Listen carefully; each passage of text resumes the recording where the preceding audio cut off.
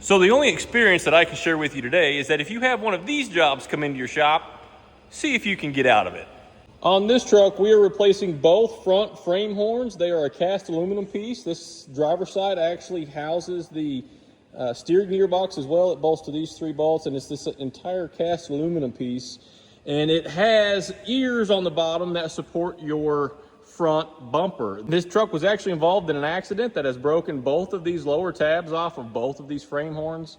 So the customer wants new horns put on this, so we are doing that job. It kind of sucks. It's pretty labor intensive for what you're getting out of the deal, but customer gets what the customer wants. I actually have a bracket that I have made that relocates those holes out of a piece of steel to reinforce your bumper that does not require you to replace all this entire frame horn section. So, like I said, this is very common on a 379 to have these missing.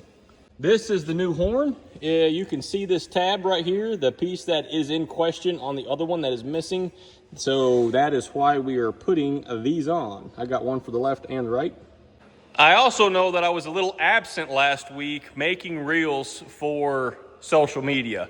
I know a lot of you know that I was getting some training in on my Rottler equipment, and I have actually been putting that to use already with this C model block. Now, it's a little ironic because I've spent the last, I don't know, decade telling people that I do not work on mechanical cats. I only work on E models up to C15s.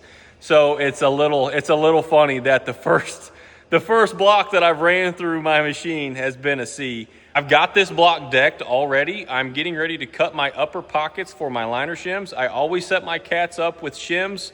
I feel that I get a better service life out of a stainless steel shim versus a cast iron block. My opinion, take it for what you paid for it.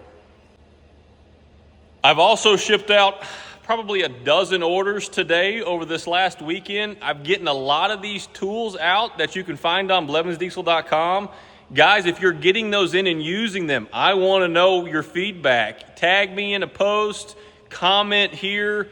Let me know how well you're liking your equipment. Thanks, y'all.